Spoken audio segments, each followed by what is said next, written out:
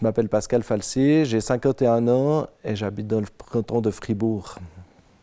Alors ma vie a basculé après un accident où je me suis fracturé de disques cervicaux qui ont nécessité une première opération en 2009 en urgence, un changement de disque total contre une prothèse, puis une deuxième fois en 2010 pour une deuxième prothèse totale.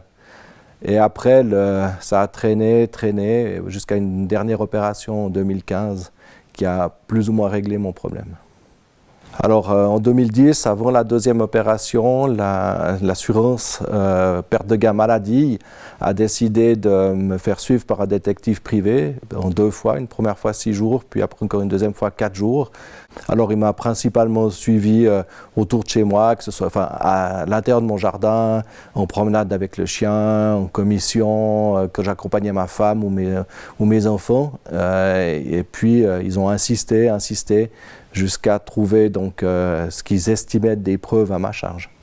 Alors par exemple, j'ai ramassé pendant environ 10 minutes des feuilles en accompagnant mes enfants dans le jardin. Ça prouvait que j'étais apte à travailler dans mon métier d'informaticien. Ou si je me penchais en avant, ils disaient que je n'aurais pas dû pouvoir me pencher en avant, que je grimaciais pas, donc j'avais pas mal, et ainsi de suite. À mon avis, le rapport était subjectif sur beaucoup de points et dirigé pour arriver au résultat désiré par l'assurance.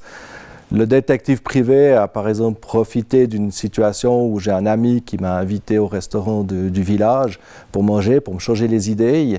Et puis ce jour-là, il neigeait, donc c'était au mois de mars, et j'ai décidé de m'habiller, puis j'ai pris un manteau noir, et puis le détective privé a estimé que j'allais travailler ou rencontrer un client ou faire une sortie d'affaires. Donc c'était une interprétation totalement erronée de la situation. Quand on découvre, au moment où on découvre la surveillance, où on nous amène, entre guillemets, certaines photos et qu'on nous dit qu'on a été surveillé pendant 10 jours et qu'on est coupable, premièrement c'est un immense choc. Un choc parce qu'il y a une forme de viol quand même qu'on ressent. Un choc parce que on ne se sent pas coupable, donc d'un coup on nous amène des soi-disant preuves. Et puis sur le moment, il y a peu de preuves qui sont amenées. Donc après, il faut demander le dossier complet. Et puis en analysant le dossier, tout le dossier du détective, on se rend bien compte qu'il y a beaucoup d'incohérences, que c'est dirigé. Et puis l'ampleur aussi de la surveillance. Plus de 10 jours de surveillance, c'est tellement injustifié dans un cas pareil. On se rend compte qu'on a été filmé dans notre jardin, que ça aurait pu se passer. Voilà, ça inquiète la famille, les enfants qui étaient petits se sentent en danger.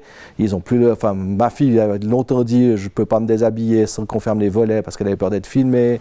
L'arrêté de la Cour européenne a mis en évidence le manque de base légale au niveau des détectives privés en Suisse, où il est quand même visible que n'importe qui peut devenir détective et ainsi s'ériger en justicier ou en tout cas amener des preuves au tribunal. Et je pense, à mon avis, que c'est très grave dans notre système. Il est souvent dit qu'il y a des tricheurs et que c'est pour ça qu'on doit des fois restreindre les droits de certaines personnes pour prouver qu'il y a des tricheurs. Bon, la réalité montre qu'il n'y a que 2% de tricheurs et qu'il est difficile de justifier de toujours tirer au canon pour abattre une mouche. Donc je pense qu'il y a une certaine limite qui ne doit pas être dépassée parce que quand on dépasse ces limites, ça détruit des vies. Alors quelquefois, encore aujourd'hui, que ce soit mes enfants, ma femme ou moi-même, on a des fois le réflexe de dire « Ah, mais tu crois que cette voiture nous suit, qu'on est encore suivi ?» Il y a une sorte de mini-traumatisme qui met du temps à se diluer, qui met du temps à disparaître. Et je ne sais pas si un jour on sera complètement tranquille de ce côté-là, même si on sait qu'on est coupable de rien du tout, qu'on n'était pas coupable et qu'on est toujours coupable de rien du tout, ce traumatisme, il reste.